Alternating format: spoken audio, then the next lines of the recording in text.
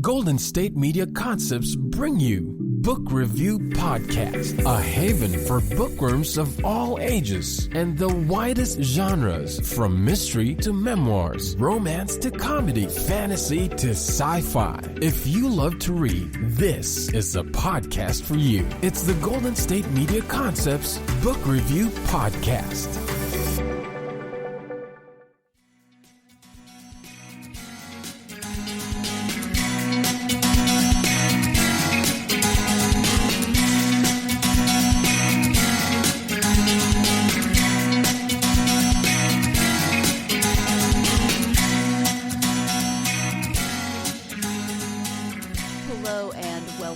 GSMC Book Review Podcast, brought to you by the GSMC Podcast Network. I am your host, Sarah. I hope that you had a great weekend. My weekend was good. It was nice. You know, just the usual weekend, but it was good. Talked to my parents, talked to my in-laws. We do that every weekend, but still, it's always nice to talk to them, check in with them, see how it's going. Talk about the weather. We always talk about the weather. Get to talk about the weather 3 separate times when I talk to my parents and my in-laws. I'm okay with that. It's all good. I'm nosy. I want to find out. Anyway, it's always good to talk to them. Talk to my sister and my nieces and just checked in with family and all of that lovely good stuff. So I hope that you had a weekend of whatever you wanted it to be, whether that was productive or lazy or a combination thereof. We're going to talk about a book. We're going to talk about some books. We are going to speak today, I am going to speak today with author Priscilla Paton about her second book in the Twin Cities Mysteries series. It's called Should Grace Fail? And let me say that right off the bat, I love that this series takes place in the Twin Cities in Minnesota. You know, you often get series and books and of any genre or variety taking place in New York or San Francisco or Paris, and these take place in the Twin Cities, Minneapolis, St. Paul, as I said, in Minnesota. And for me, I am not from Minnesota. I am from Montana, although my friend Amy is from Minnesota, and we used to joke that we were from states. I didn't say it was a good joke. It was just something that we used to be silly about. But I am Lutheran, and being Lutheran and being from Minnesota are very similar sometimes. I don't know if I can explain that adequately if you're neither Lutheran nor from Minnesota, but there is a huge Lutheran population in Minnesota, in the Midwest, and even if you don't grow up there, there's some culture that sort of trickles in elsewhere. And I'm not, I didn't grow up that far from Minnesota, and there were a lot of people in our congregation who had grown up in the Midwest and brought some of that sensibility to our little congregation in western Montana. And so there's some things that Priscilla and I speak about in today's interview that had me kind of giggling, or you'll hear me make references to Lefse and Lutefisk, and that's partially my own Norwegian heritage, but partially my Lutheran heritage as well. So I just wanted to give you that little heads up that I am not from Minnesota, but I am Lutheran. and I find that actually kind of funny every time I say that, obviously, since I was just laughing. All right, this is book 2 in the Twin Cities Mysteries. Again, it is called Should Grace Fail? And the description on the back is as follows. Staying alive depends on knowing whom to trust and when to run. When a man who saves lives has his own brutally taken, detectives Eric Jansen and Deb Metzger have their empathy and their wariness pushed to the limit. The murdered man rescued traffic teen addicts from a crime boss, but he was also an alcoholic who left the police force under suspicion. Is his murderer a drug dealer, a pimp, a corrupt police colleague, all of the above? Or could the killer be a victim who lashed out at her savior? In the mix is the imperious matriarch of a hotel chain who is blind to incidents on her properties. The best friend of the dead man yearns to help but shows up in the wrong place at the wrong time with his therapy dogs. And a graceful 18-year-old pianist haunted by drug abuse endangers herself by protecting a charming sweetheart from the draw of crime. To solve the case, blunt Deb has to ingratiate herself with the hotel matriarch. Reserved Eric needs to earn the trust of wrongfully accused teens. The detectives are pushed over a riverbank, pushed off a golf course, and pushed into a tiger enclosure. If they don't catch the killer, the best friend and the pianist are as good as dead. Eric and Deb, working with and against each other, must move fast before helping others proves fatal.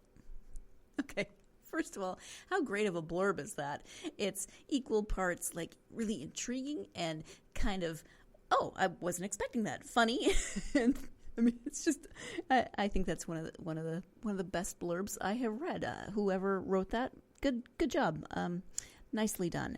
At any rate, that is the description of Should Grace Fail. As I said, it is the second in the Twin Cities Mystery Series by Priscilla Paton. And let's go ahead now and turn to the interview with Priscilla so she can talk more about the series and this book in particular. Hi, Priscilla. Welcome to the podcast. Well, thank you for having me. I am very happy to have you here today. We're talking about your new book, Should Grace Fail. Before we get to the book itself, though, if you could start by sharing a little bit about yourself, I would appreciate that. Okay, then. Well, I grew up a long time ago on a dairy farm in rural Maine, was educated in New England, sort of lived in a Robert Frost landscape, so it's probably no surprise that I became an academic, and one of my specialties was the literature and art of New England, people like Robert Frost. Somewhere along the line, I met a Midwesterner, my husband, who was born in St. Paul, Minnesota, and that's where my mysteries are set, is in Minnesota.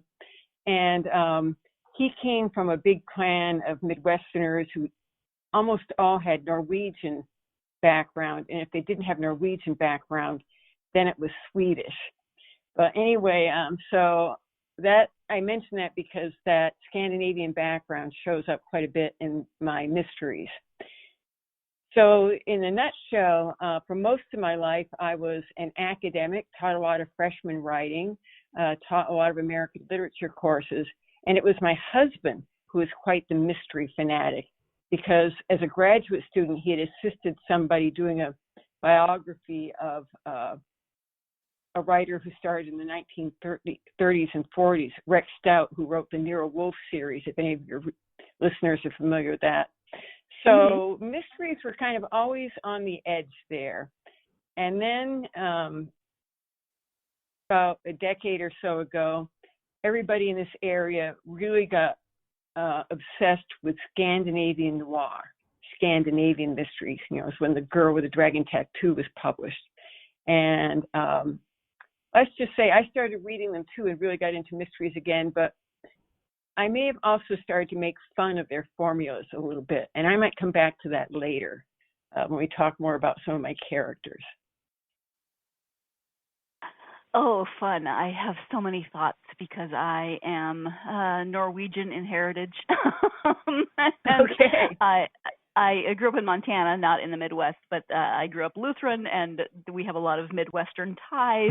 And so I have, so many thoughts, but I'm sure they'll come up as we are talking. I love Sure.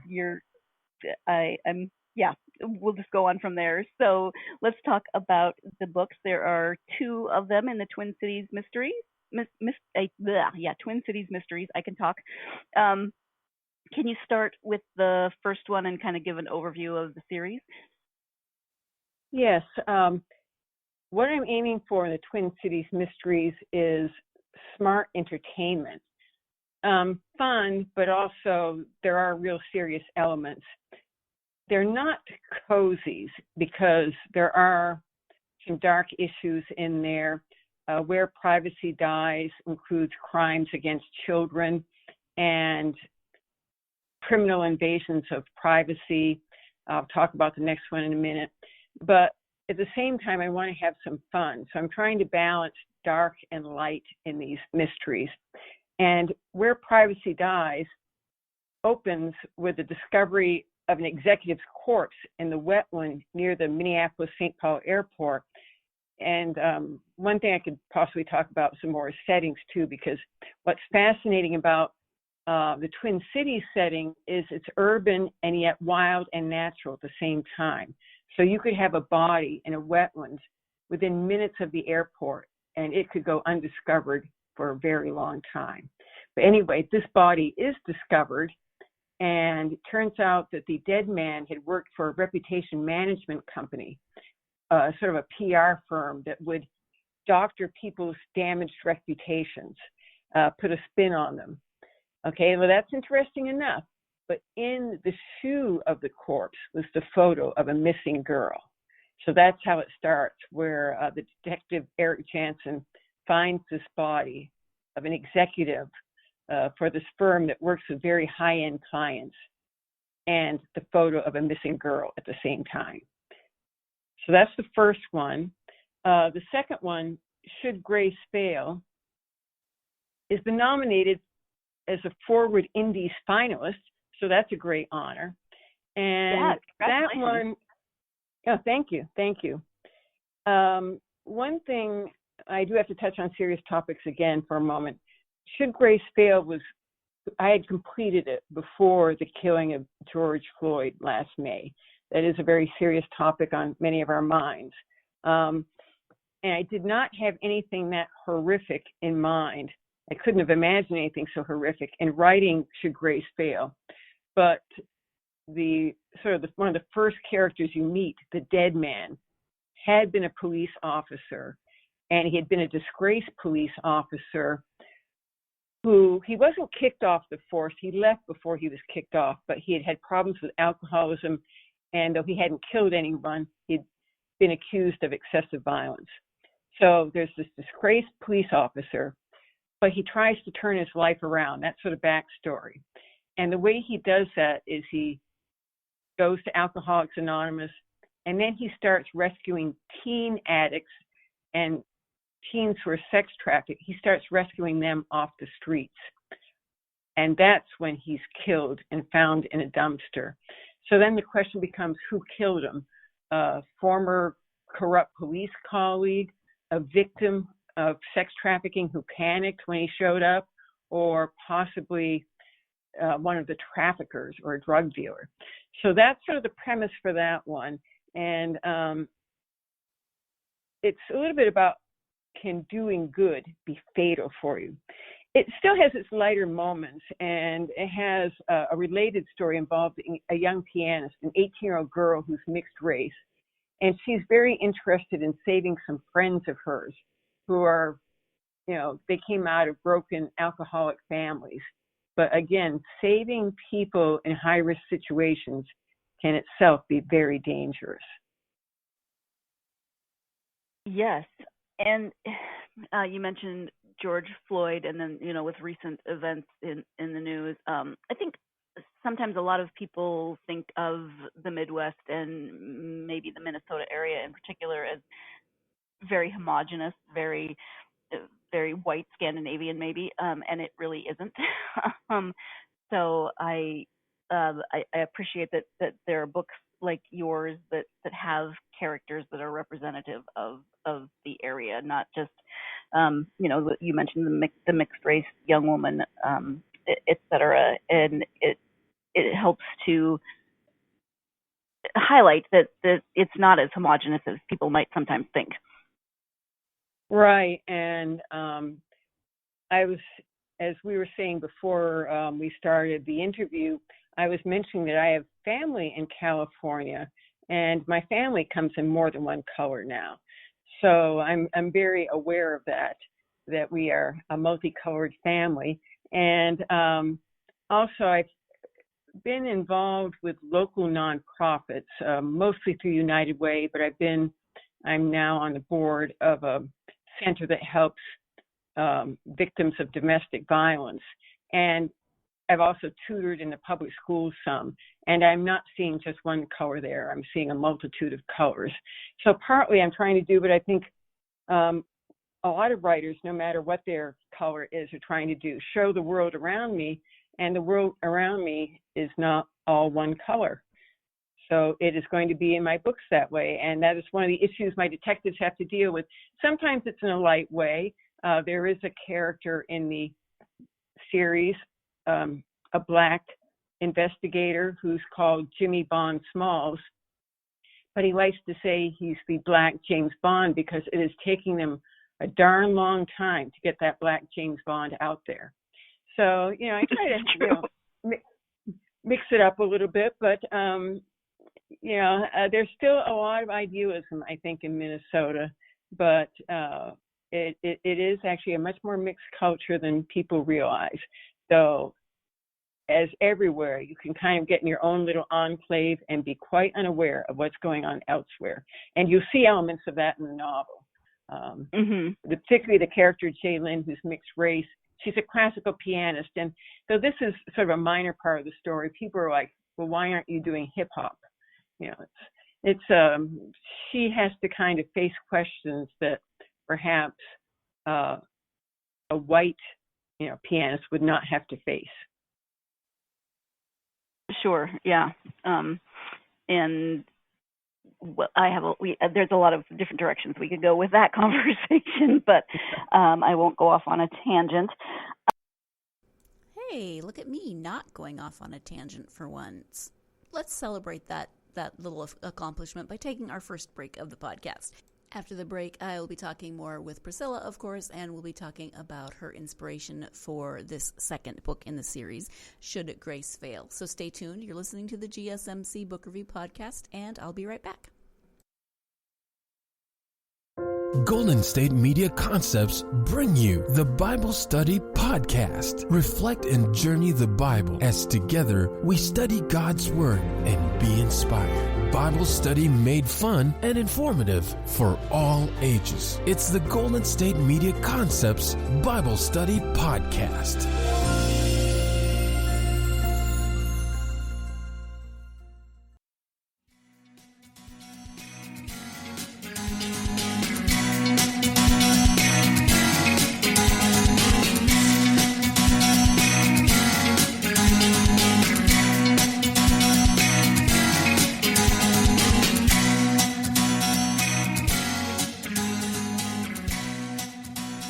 Welcome back to the GSMC Book Review Podcast. I am speaking today with author Priscilla Paton about her book, Should Grace Fail? Let's go ahead and return now to that interview. What was your initial inspiration for this story, for Should Grace Fail? Well, part of it is, and this shows up in the first one too, Where Privacy Dies. I'd been fascinated in an interesting and slightly disturbed way about the police code of silence, which now is cracking, when police protect each other. And Eric Jansen, my detective, he's been shuffled around a bit between different agencies because he was a whistleblower. So I had done some research on that as background. Also, there were real crimes in which men murdered women, and these women have been trying to help those men, get them to a better life. I actually don't have anything that grim in my book, but this whole idea that is actually not uncommon, that women are often trying to help men who in the end sort of turn against them. And often a role in that, those murders or those cases is alcoholism and addiction. They're sort of tied up together. So there were some real cases in which men took advantage or destroyed the very women who were trying to help them. And I don't do those crimes exactly. I respect them and give their distance. But that whole idea of the risk involved in helping people who need it the most sort of took hold, because in some ways that's what the detectives are trying to do, and that's what some of the other characters in the book are trying to do, is reach out to help somebody, not necessarily understanding the full risk. You mentioned some of your characters earlier, but can you talk about Deb and Eric, who are partners and pretty disparate from one another? Can you talk about them as the main characters and what you think about them might resonate with readers? Well, Eric Jansen came to me first, and there's a lot going on there. He's in a way he comes out of a sort of stoic male background. Now, you get that background in noir fiction, the sort of quiet, tall, dark man. But I grew up with sort of stoic New England farmers, and my husband grew up with stoic Midwesterners. So that kind of guy who he seems like, you look at him and you think, oh, I know who you are, but you don't really, because they're so reserved. So he's a bit of a mystery. He's a bit of a code to crack. But I did draw on both my family background and my husband's family background in creating Eric's family. He comes from a family of do-gooders. And at one novel, he kind of quips that he became a homicide detective to get away from all that goodness. He needed to see a little bit of the dark side for adventure. And he's, I was also having some fun with that noir stereotype, the kind where the detective is, gosh, somebody murdered his wife or his lover. He has terrible habits. He drinks too much. Femme fatales are always surrounding him. Well, with Eric, he actually is very healthy, and he's a long-distance runner. He is divorced, so that is a bit problematic, and he's sort of annoyed by a very sensitive poet sister. So if you have a poet sister, maybe that resonates with you, but he's sort of the guy next door with a bit of a mysterious edge to him. Deb Metzger is based a little on women I've met. One was a female athlete who did shot put, who had these enormous shoulders. Another was a woman who was a rural doctor. Let me start that one all over again. A woman who was a doctor in rural Maine and a very outspoken, literally loud advocate for the marginalized. So Deb has kind of got a couple of different people behind her. She also has a chip on her shoulder the size of a concrete block. And I think a lot of women will identify with her, even if they're not lesbian, because she has sort of been on the other side of microaggressions. People kind of think, well, you don't really belong. And so she is a little on edge. And she and Eric are not prejudiced against each other so much as they think very differently. She's very extroverted and has to think everything out loud. She's sort of on an emotional roller coaster, where he's more puzzling things inside. And when he does say something, you're not quite sure what planet it came from. So I've got a little friction going between the two of them, and they sort of need that.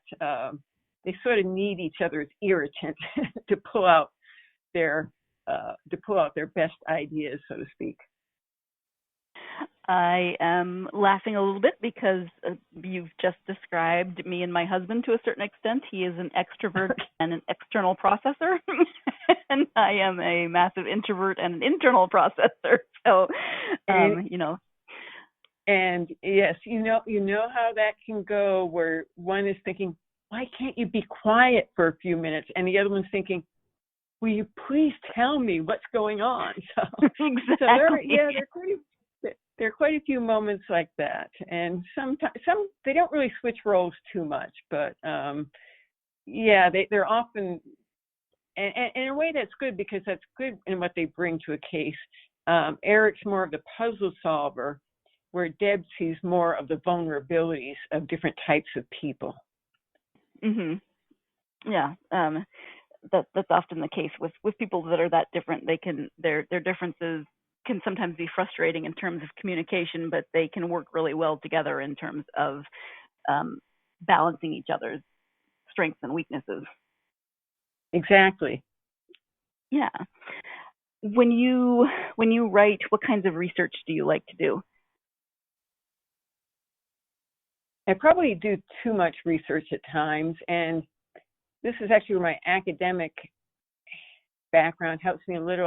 I will do serious research on, I read, a book by a medical expert on alcoholism as a disease. I read some very troubling memoirs by people who had been abused as children, or who had been raised by alcoholics, or had to come over an addiction that started for themselves when they were in their teens. So I do that kind of sort of somber research. But I also, pre-COVID, I did a lot of driving around to look up neighborhoods. For Should Grace Fail, one area that I went to is the Polish and Ukrainian area in Minneapolis, where there's, a Polish deli. There's a Catholic church called St. Hedwig's.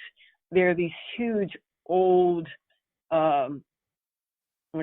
pylons for electrical wires, because that's where Jalen's white grandmother lives, in that area. And it was sort of fun to drive around there. And in driving around that larger area, I came across a place called Betty Dangers. Betty Dangers is real, and I believe it has survived for the past year. But it's a pretend country club. It has plastic miniature golf instead of a real golf course. And when you sit down, the menu is printed in the preppy handbook. And they have a little Ferris wheel right outside. And you can eat on the Ferris wheel if the weather permits. I think the times I went there, I did not eat on the Ferris wheel, but I thought, I've got to get this in the novel somehow. So I do a lot of driving around. And I also ate at a place called the Wild Cafe. There's another scene set there. I did go to one of the locks and dams. The Mississippi and Minnesota River run right through the Twin Cities, and barges go up and down them. There's a lot of action there. And yes, people have ground right there in the Twin Cities in that river. So that was another thing to play with. So the most fun part is, I think, when I get to go out to eat. I have not yet been able to work in shoe shopping as a research topic. So I'll have to think about that one. Yeah. Well, my characters have to buy shoes, but I do go around to different coffee shops in different kinds of neighborhoods, or drop in the public library and see who's there. But mostly I used to use eating out as an excuse to go to very different neighborhoods. And just about, I fictionalize some of the areas in the books, and that I don't give an exact street address. But I did go for every place in the book. I did go someplace specific that suggested that. So, and there are certainly real places in there. Betty Dangers, the Stone Arch Bridge, the Wild Cafe, the sort of real highways with real traffic jams like I-494. If you're in California, you know about traffic and cloverleaf and being stuck on the highway. Yes. But some of that happens here too. Large area gets its traffic jams. Although I laugh whenever I go home, because I grew up in Montana, and driving with my dad in any sort of larger town, he gets really grumpy about traffic. And there is no traffic comparative to other places. So, I thought about one more thing about both sort of settings and, yes. I give my characters abilities I lack. Deb Metzger is a golfer. I'm not particularly a golfer, but, and when I was describing, when I was working on this early, I don't usually go into too much detail, but I said to somebody, well, I need to go visit some of the golf courses in the Twin Cities. And one fellow said, do you know you can hit a ball from this course, which is a public course, into this very exclusive private course? Now, I think you'd have to be a world champion golfer to do that. I kind of went to check it out, but that gave me, I would not have thought of that if he hadn't mentioned it. And I also went to a reception at a hotel, which was a little self-conscious about itself being a Minnesota hotel. And it did have wallpaper that had like bears and walleye, the local fish on it. And so I do have one scene early on where Deb goes to a meeting about sex trafficking. It's in this fancy hotel that has that wallpaper. So you find things in odd places, and you take advantage of them. There are wonderful gifts out there to a writer if you pay attention. Yeah, and I imagine that this kind of research sort of helps to offset some of the darker research that you need to do for the mystery and police work involved in the stories. Yes, it does. And, it's hard to see because of the news right now, but there are a lot of beautiful areas in the Twin Cities and the greater Twin Cities area. So that's always kind of an inspiration for me. Mm-hmm. Are there autobiographical elements in your writing? I mean, you mentioned your family and your husband's family. Are there other examples of autobiographical elements?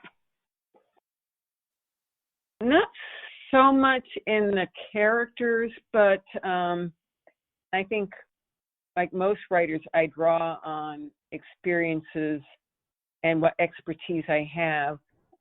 In this book, Jay Lynn is a classical pianist. I was never a pianist, but I did play violin in a college orchestra and later a community orchestra.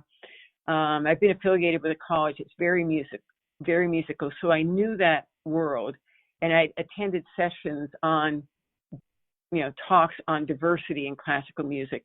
So that was a world I knew, and through other realms of life.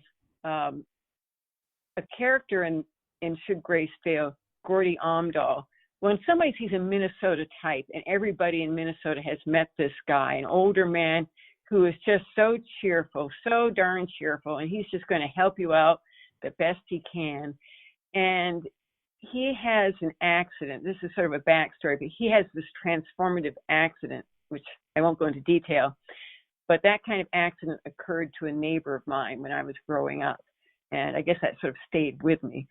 So I guess that's drawing, not so much directly out of autobiography, but certainly out of my experiences. And I think one thing that actually attracts me to this kind of writing is that it's hard work, but I sort of want to explore people and topics that are outside my, familiar realm. And so I do reading. I do interviews when I can. Thanks to the internet, you can find a lot of online interviews with people of all kinds of experience and stature. And also through my work with nonprofits, not within the Twin Cities, but outside the Twin Cities, I have met a few law enforcement types who work specifically on helping women who've been abused. Time to go ahead and take that second break of the podcast. When we come back, I will be asking Priscilla about Minnesota Nice. Do you know what Minnesota Nice is? Well, after the break, you'll find out a little bit more about that. So stay tuned. You're listening to the GSMC Book Review Podcast, and I will be right back. Golden State Media Concepts Sci-Fi Podcast. Together we dive into the world of sci-fi and science fiction. From episodes of Star Trek, Star Wars, to The Walking Dead, Resident Evil, all the hot new science fiction movies from the backdoors of Marvel or DC. The Golden State Media Concepts Sci-Fi Podcast. You'll never look at science fiction the same way again.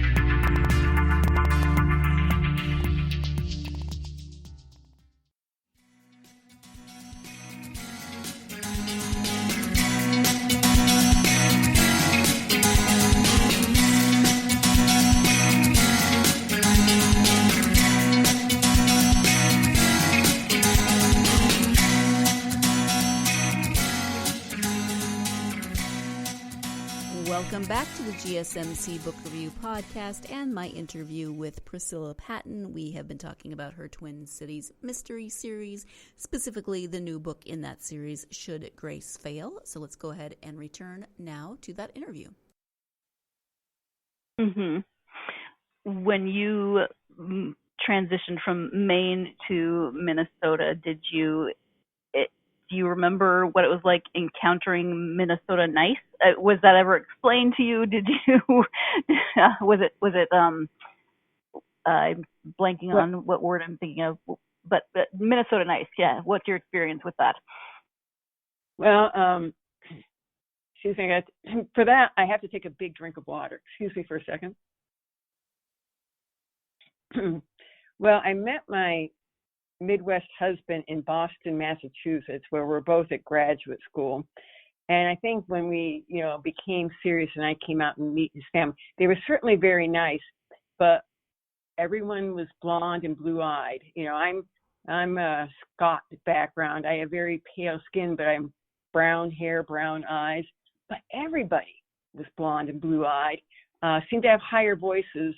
And I think Mainers were a little more reticent and came across as more standoffish, even if they weren't actually. It was a slightly more distance facade. I'll put it that way.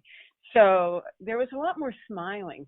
I had to get used to smiling a lot more, but in general, it was very welcoming.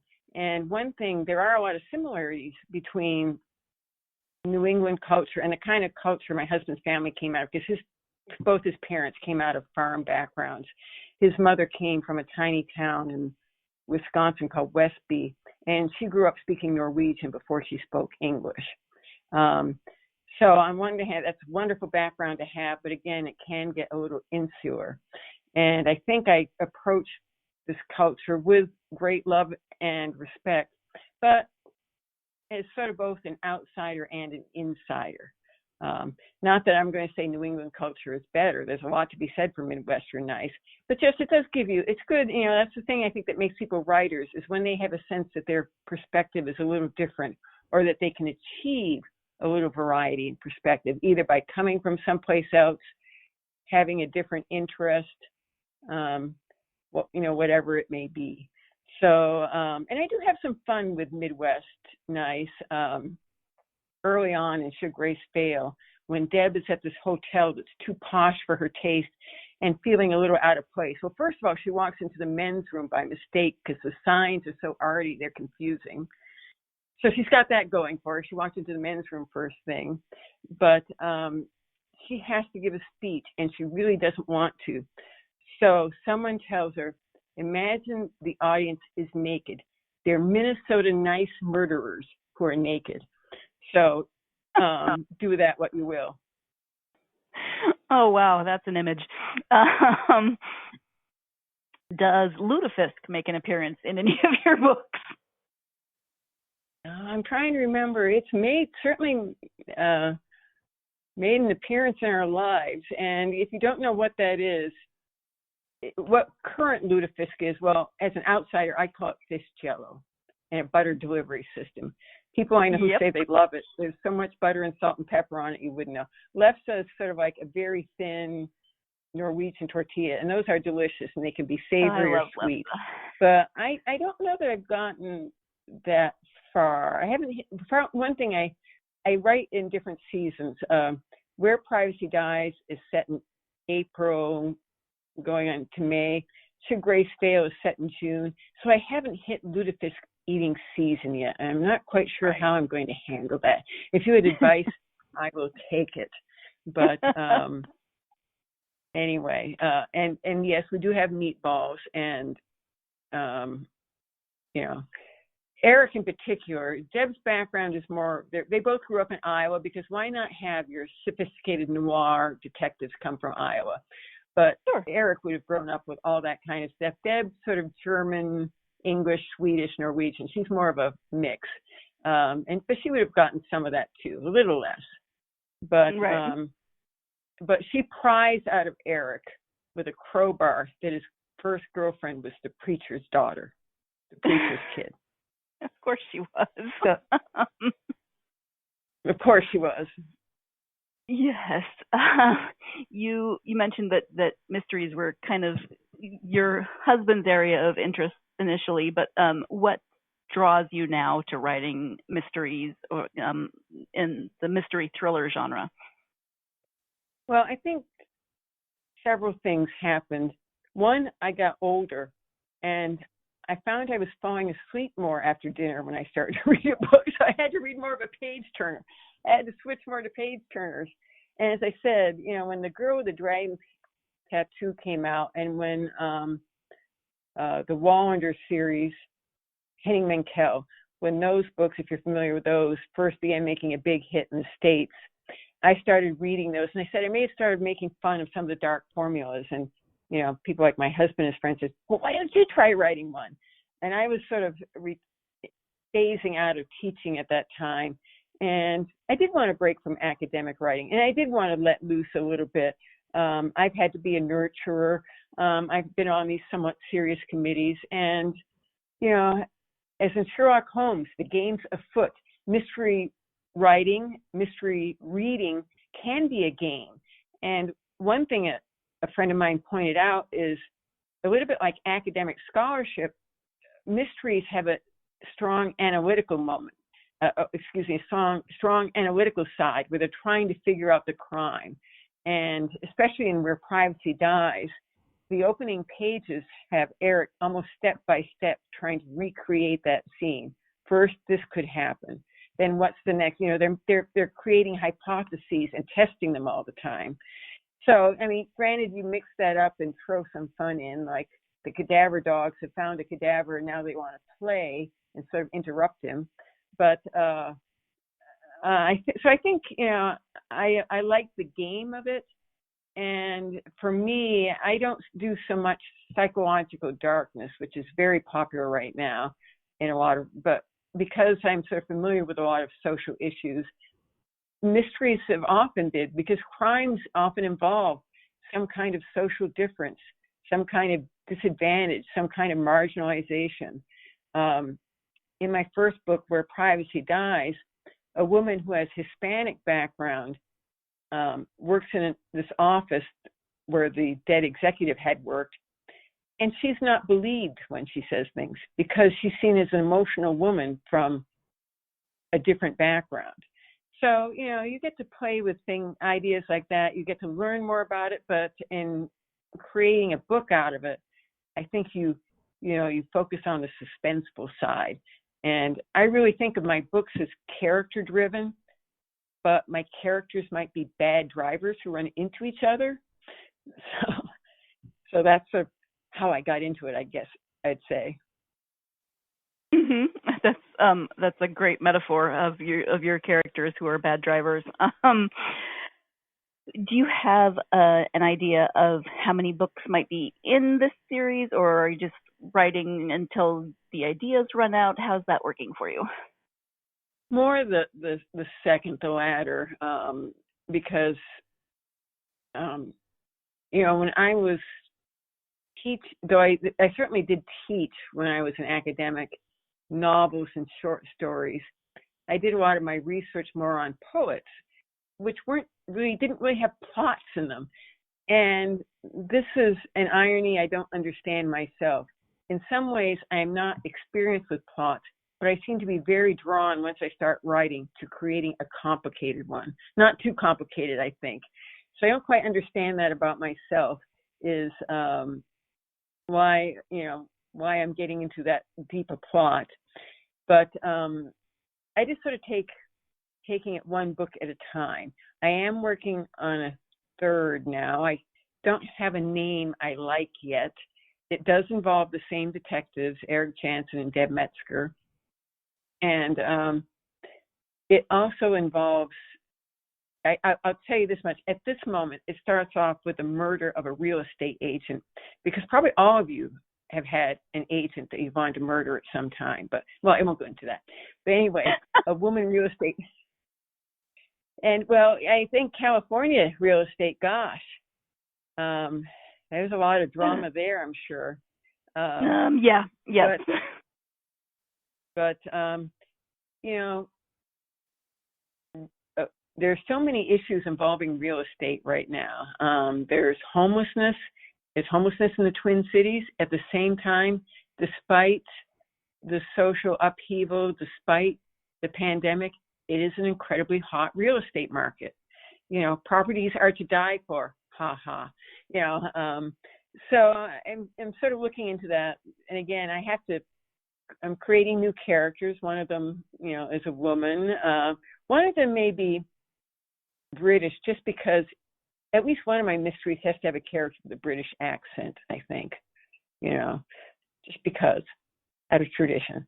But I'm working on that now, and I have to admit, like a lot of writers, pandemic has been a challenge for a couple reasons. One, it has been so distressing that the creative mind, and other writers, the creative mind has been challenged.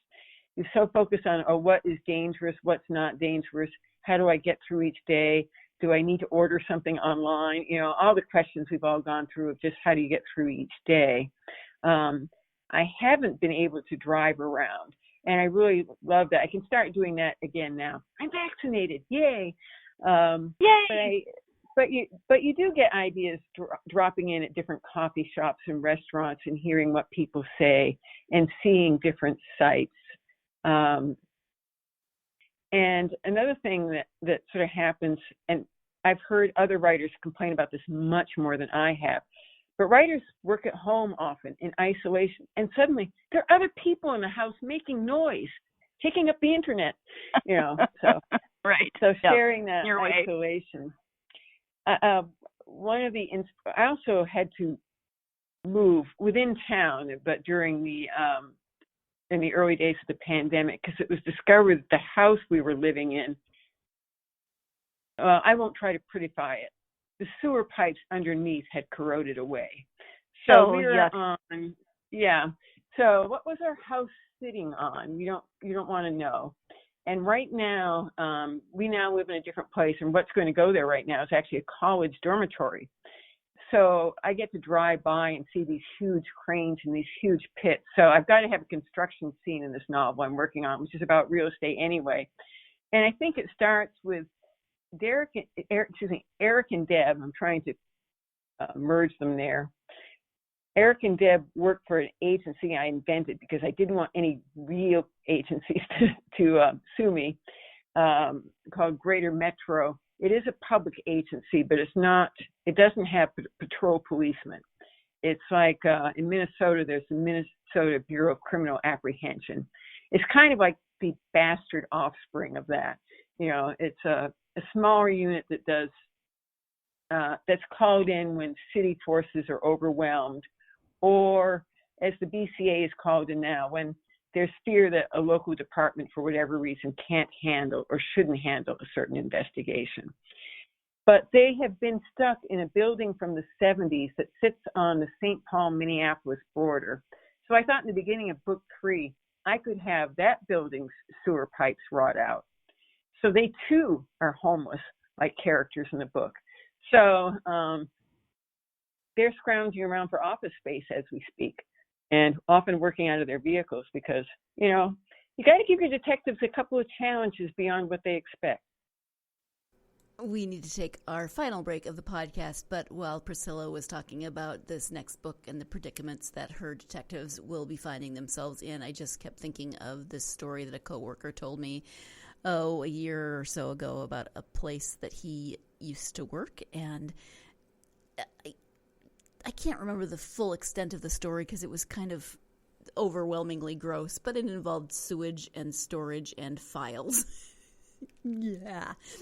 Apparently they had to store all of their files for a certain number of years, depending on what business it was and what industry it was, and there was a sewage issue, and all the files just got drenched in sewage. Wow, that was a disgusting note to go to a break on. I apologize. Go, I don't know, have some sort of mental palate cleansing while we take our break. When we come back, more with Priscilla. So stay tuned. You're listening to the GSMC Book Review Podcast, and I'll be right back. Tired of searching the vast jungle of podcasts? Now listen close and hear this out. There's a podcast network that covers just about everything that you've been searching. Hey! The Golden State Media Concepts Podcast Network is here. Nothing less than a podcast bliss with endless hours of podcast coverage. From news, sports, music, fashion, cooking, entertainment, fantasy, football, and so much more. So stop lurking around and go straight out to the Golden State Media Concepts Podcast Network. Guaranteed to fill that podcast itch. Whatever it may be. Visit us at www.gsmcpodcast.com. Follow us on Facebook and Twitter, and download us on iTunes, SoundCloud, and Google Play.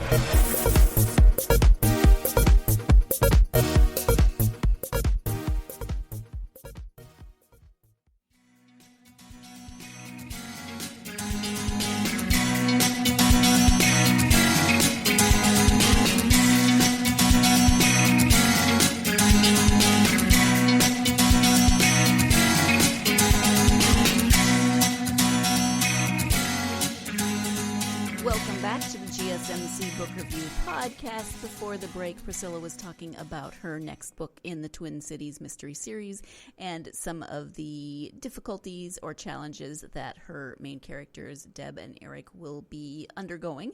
So just a refresher that that is what she was talking about, so that my next comments will make more sense in context. I talk to a lot of authors who say that they are, they're just in the habit of doing terrible things to their characters. you gotta keep them on their toes. Yeah, and being told overnight, your building is now toxic, and they said, I could have told you that in the first place. I knew that already. Right. So, yep. Yeah. They have to leave their toxic workplace, and I'm still working on where they're going in that. But give me something to think about. But so anyway, so in a sense, I've made them homeless too. Right. Yeah. From your own experience with writing, with teaching, etc., do you have advice for aspiring authors? In some ways, yes, with academic writing, I learned some very good habits, but I also had to turn my back on that to do creative writing. Sort of say, okay, I am writing today without rules. I am just going to make stuff up and run with it. I mean, there is a lot of creativity actually in academic research too. I don't want to imply that, but you are playing a different game, and the rules are very different. The other advice I heard once is that bad writing comes before good. First drafts, second drafts, that thing that you might call a draft, they often aren't your vision yet. They aren't what you want. And I think one thing I struggle with is, I'll call it early discouragement. And it may not be the very first thing I write, but when I've written something twice or three times and I'm saying, this just isn't happening. And you have to really ask yourself the hard question, do I abandon this, or is it simply that I haven't thought about it enough yet or haven't lived it yet? When you're doing creative writing, particularly once let me start that over again. The creative writing, it isn't like I do the plot first and then the emotions second. It's all worked in together. Sometimes the emotions come first. But often when I'm redoing a scene, I have to think, what are the emotions that my character is feeling?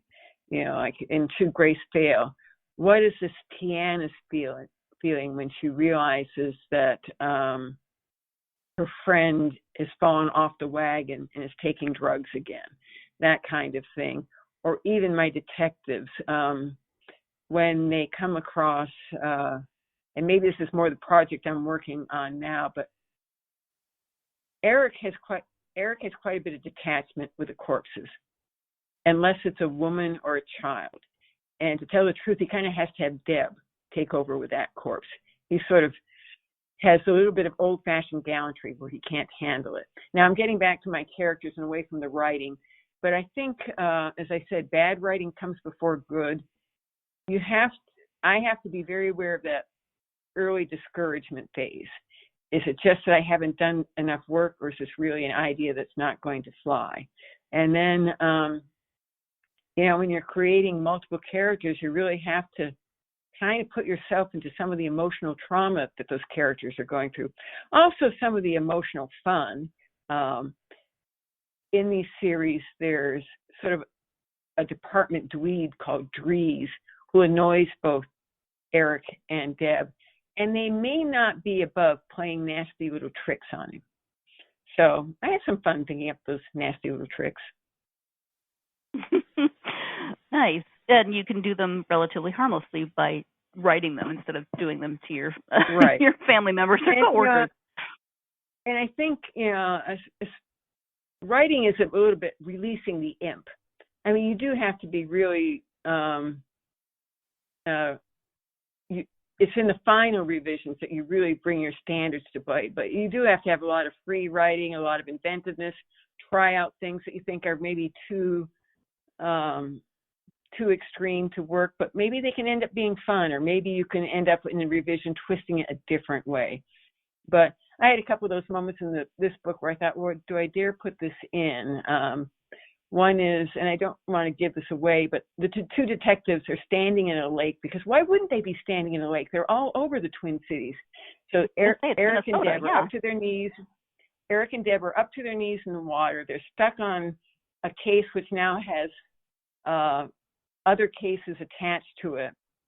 And Deb asks Eric, well, what do you want to be in terms of law enforcement? I'm not going to give away his answer, but it's just they suddenly go off on this very strange tangent about what their dream lives would be. So, you just kind of have to sometimes let them go too. Let them say the weirdest things that come into their heads. Yep, absolutely.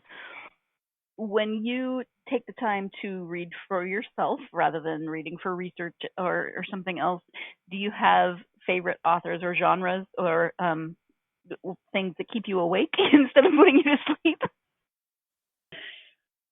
Well, I'm in 2 book clubs, and I'm sure this resonates with many of your listeners. And both of them prefer books that I might call improving. They might be novels or nonfiction, but they're on, I could, if I were one of my detectives, I joke, somebody in them has to be seriously oppressed. Anyway, but I do read, now the names went right out of my head, but I just read a novel set, that fictionalizes Shakespeare's life. So the main character isn't Shakespeare, but the wife and children, called Hamnet. And I'm blanking on the writer's name, but I do actually enjoy a lot of those books that are sort of outside the mystery genre. I do like witty mysteries, so I read some of Donna Leon's Commissario Brunetti series set in Venice. I also like Deborah Crombie. She's from Texas, but she writes mysteries set in England. I do go back and read my husband's old favorite, some of the Nero Wolfe novels, because they have, if you're not familiar with the Nero Wolfe series, Nero Wolfe is like a Sherlock Holmes in New York. Only he's very corpulent. He never leaves his desk. So he has his right-hand man, Archie Goodwin, who's glib and quick and clever and strong, go out and kind of gather the clues for him. But they have a very tense relationship, and those books are very clever, very funny. So I kind of read a lot of different things. I do, during some of the great cultural stress we've been going under this past year, very different kind of reading. I will read the poetry of Mary Oliver. She passed away maybe a year ago. She writes nature poetry. It's very soothing. And it's very touching, and a little bit like Eric Jansen in the book, and maybe growing up in rural Maine had something to do with this. I'm a bit of a birder or bird watcher, which is made fun of in the first book. Some bird watchers are kind of mocked in the opening chapter, but I will sometimes still go back and read some nature writing or nature poetry when I sort of need to back out of it all. Sure. Yeah, makes sense. I know you have a website, so can you share your website as well as where people can find you or interact with you on social media? Yes, my website will also have links to my other social media up kind of in the toolbar. And my website is Priscilla Paton. Would you like me to spell that out? Or sure. Anyway. PriscillaPaton.com. So simply PriscillaPaton.com. Or you could Google "Should Grace Fail?" and you'll get a lot of news stories, because apparently Grace is failing all over the place. But anyway, oh no. I know, because I had sort of an alert thing on the title, but often what I get is news stories about Brexit, about Crimea, whatever. By the way, my first name, Priscilla, it is very New Englandy, and supposedly I was named after the woman my father did not marry. I don't know what that story is, but very bizarre. Interesting. I think my mother liked that name, not realizing when he mentioned it that it was the name of his ex-girlfriend. That didn't come out till much later.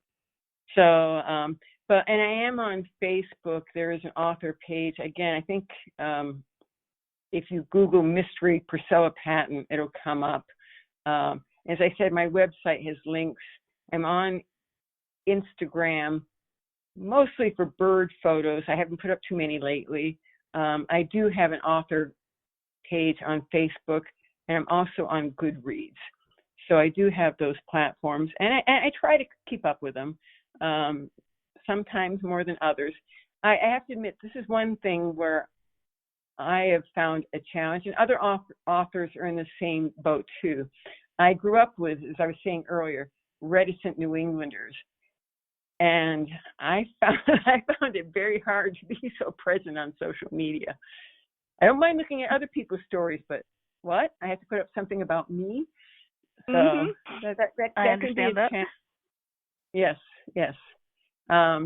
I have done public speaking. That actually doesn't bother me as much as it does my detective, Deb Metzger, because I used to teach, and I've given more formal presentations. But that online life, that sort of virtual life, I still haven't quite got the hang of it. It's rather strange to me. Yeah, that's understandable. I mean, it's definitely a generational thing, partly, and partly just, I mean, if you're not used to putting everything out there all the time, it's, social media is a different beast. I might say one other thing about writing mysteries, and again, this is not my idea alone. Other mystery writers have said it. In some ways, mysteries are feel-good novels. Not always, and I'm not just talking about cozies, but I write them, people read them, because usually they offer, not all, but usually they offer at least a glimpse of justice, or what justice would look like if it happened. Sometimes, it's so hard to achieve justice in the real world. We do achieve it at times. It's constant work. So it's sort of odd to think that way, but I think there have been a lot of mysteries have been read during the pandemic because, as I said, in some ways they can be exciting and they can be thrilling, they can have danger. But the great British writer P.D. James said, it's a human being solving problems created by other human beings to provide an answer. And, it can take effort to get to that answer, both as writer and reader, but I also want there to be fun in it. I agree. I like that. Thank you. Well, we have talked about quite a lot of different topics today, but is there anything that we haven't covered that has occurred to you that you wanted to bring up, maybe about the books or about writing? Some writers manage to work recipes in their books. You mentioned lutefisk and lefse. I don't think I want to go there, but I haven't found a good way to do that yet. So I do try to have, I read the Canadian writer Louise Penny, and she always makes me hungry because it seems like there's always time in her little invented Quebec village for croissants and really great coffee and crisp white wine. I try to get those in my books, but my detectives are more often eating on the run. And having bad coffee. There's a lot of bad coffee in this book. Though at the very end, again, justice returns at the very end. Eric makes himself a good cup of French roast at the end of the book. So there's that to look forward to. I think that's about all I have to offer. Okay. That just makes me think of another Minnesota-based mystery series. Those are cozies. The Joanna Fluke series with there's so much food in those and recipes. Those always make me hungry as well. So thank you, Priscilla, for joining me today. I really appreciate you taking the time to talk to me about your Twin Cities mysteries and the new book, Should Grace Fail. I really appreciate your time. Well, thank you so much, Sarah. Thank you once again to Priscilla for joining me to talk about Minnesota and Lefse and Lutefisk and the Twin Cities, and for making me hungry, not because of Lefse. I mean, totally because of Lefse, not because of Lutefisk. Mostly what I can tell you about Lutefisk is that it's all about the clarified butter.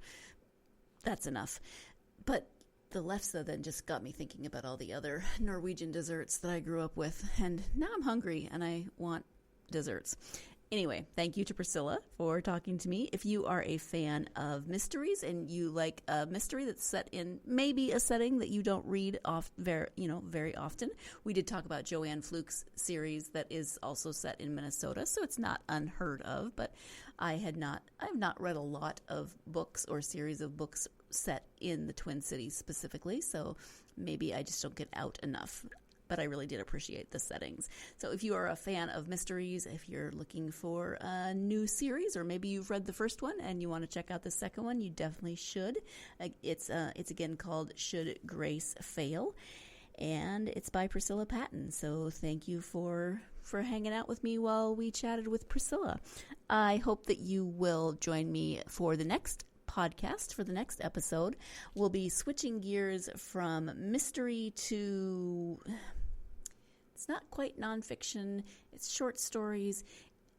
It's an interesting mix of genres. It's called Mixed Harvest, Stories from the Human Past, and the author is Rob Swigert.